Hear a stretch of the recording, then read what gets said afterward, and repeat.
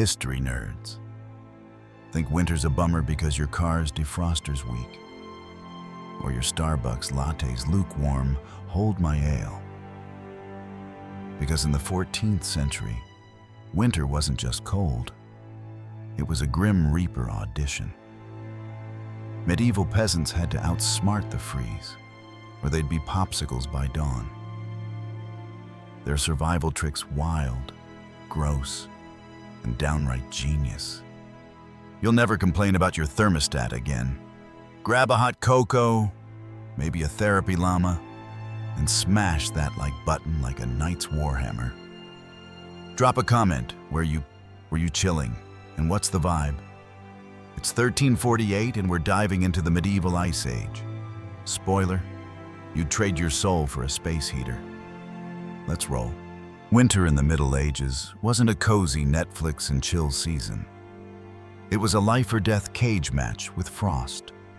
No central heating, no insulation, no double-glazed windows, just you, your wits, and a whole lot of shivering.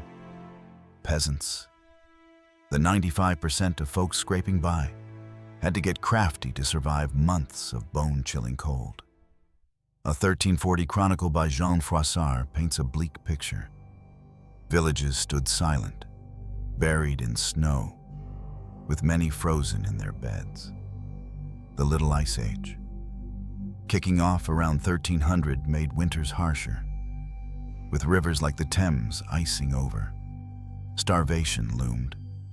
As crops failed and livestock dropped, the 1315 to 1317 Great Famine, triggered by endless rains and brutal cold, killed thousands, with peasants eating bark or worse.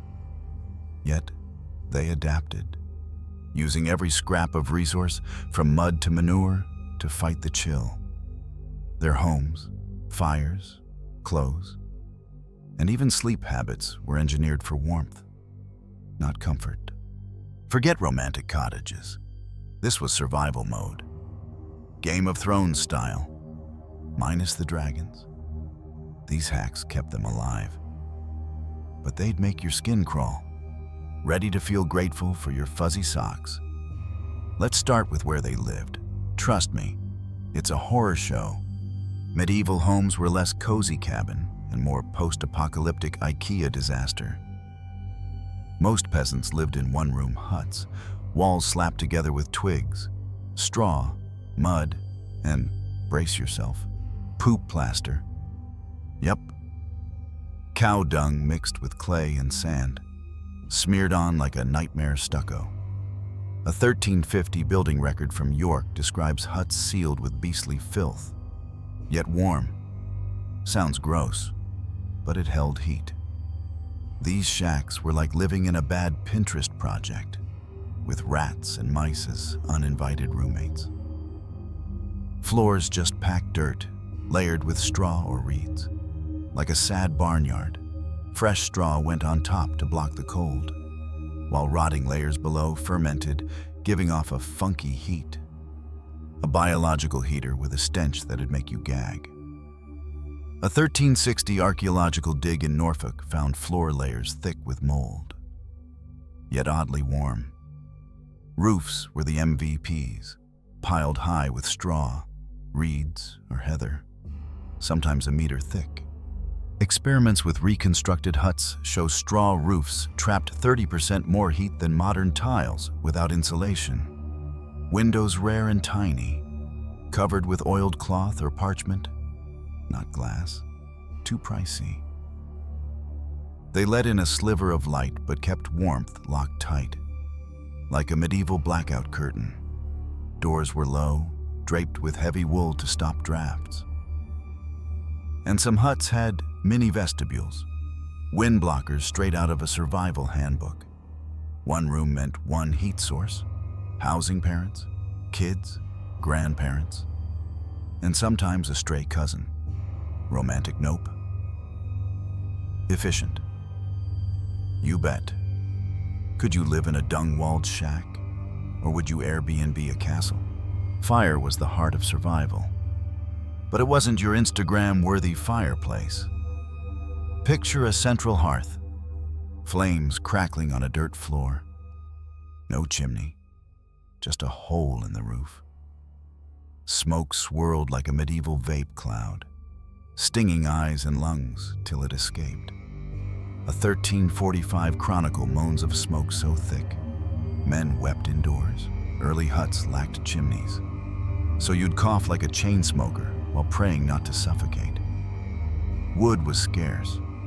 Europe's forests shrank 70% by 1350 due to overharvesting, per medieval land records. Peasants banked fires, burying coals in ash to smolder overnight, saving fuel. Morning blow on the embers, add twigs, and pray. Out of fire, kids dashed to neighbors with glowing coals and clay pots, borrowing heat. Not Netflix passwords. No wood-burn, dried dung, or peat. A spongy moor block that smoked like a bad BBQ. A 1360 London ordinance fined folks for foul dung fires. But peasants had no choice. Fires did triple duty cooking stews, warming hands, and smoking meat hung near the roof, preserving it for months. The downside straw roofs were fire magnets. A 1212 London blaze torched thousands of huts, per chronicles, with no fire brigade, just bucket brigades and panic.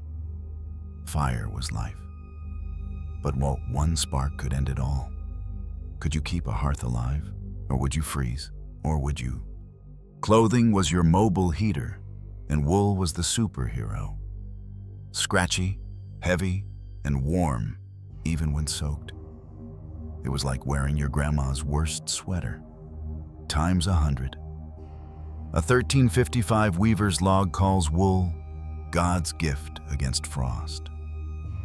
Linen undergarments, shirts for men, shifts for women, spared your skin from the itch.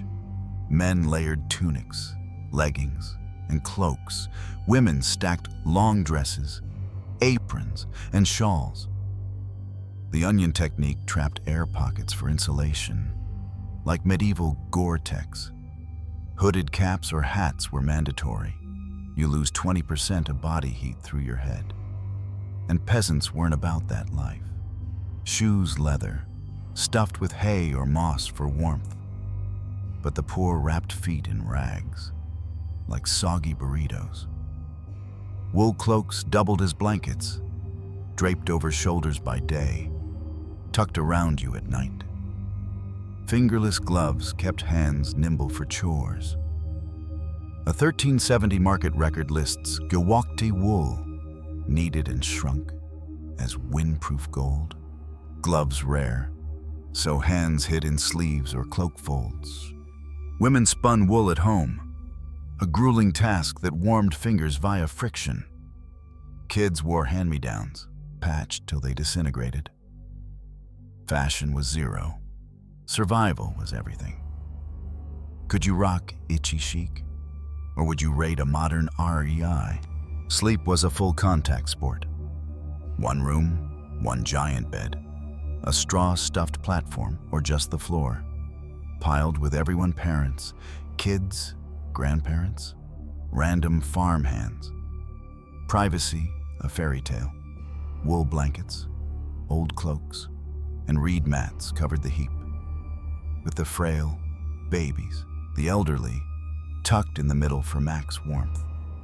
Animals were VIPs, cows, goats, pigs, even chickens in baskets under the bed, pumping out heat like furry furnaces. A cow churns 500 watts of warmth, per modern tests, enough to thaw a room.